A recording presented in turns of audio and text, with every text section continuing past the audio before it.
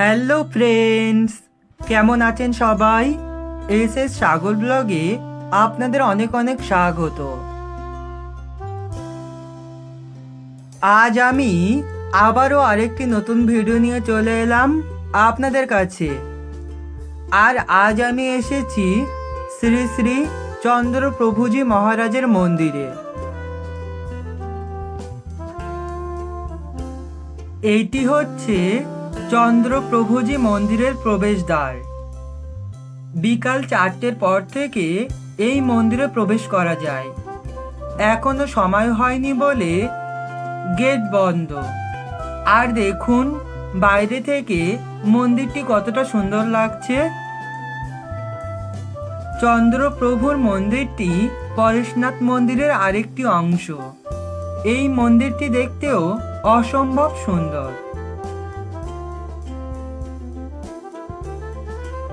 কিছুটা সময় অপেক্ষা করার পর মন্দিরের গেট খুলে দিল।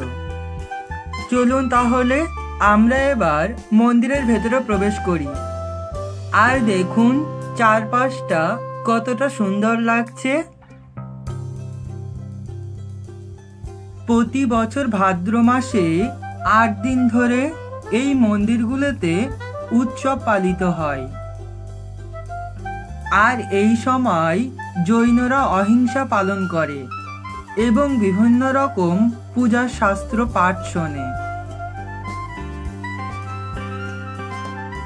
মন্দিরে ওঠার মুখেই আছে দুটি খুব সুন্দর সুন্দর সিংহের স্ট্যাচু।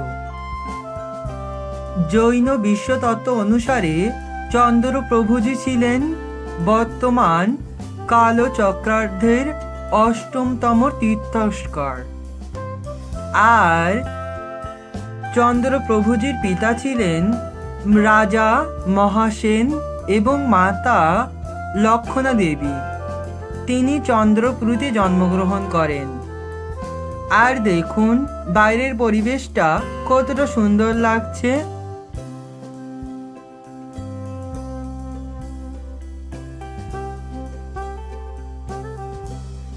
চন্দ্রপ্রভুজিকে দর্শন করে আমি চলে এলাম পরেশনাথ মন্দিরের 4টি অংশে বিভক্তের মধ্যে আরেকটি অংশ দাদাজি মন্দির। এই মন্দিরটিও অসম্ভব সুন্দর, কিন্তু এই মন্দিরের একটি সমস্যা হচ্ছে এই মন্দিরের ভেতরে ক্যামেরা করা বারণ আছে। আর এখানে বাইরে সময়সূচিও দেওয়া আছে। এই মন্দিরটিও দেখতে অসম্ভব সুন্দর লাগছিল।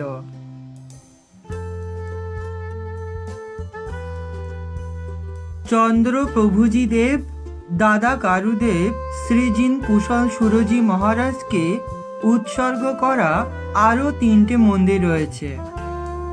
শেষ মন্দিরটি ভগবান মহাবীরকে উৎসর্গ করা হয়েছে। আর এই সম্পূর্ণ ভিডিওতে আমার 2টি ভাই আমার সাথে ছিল।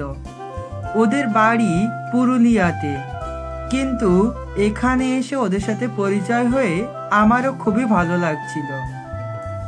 অবশেষে বাড়ি ফেরার পালা।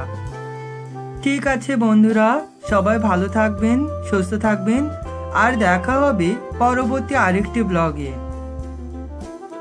আর আমার ভিডিওটি যদি আপনাদের ভালো লেগে থাকে একটি লাইক, কমেন্ট আর শেয়ার করতে একদম ভুলবেন না। Thank you.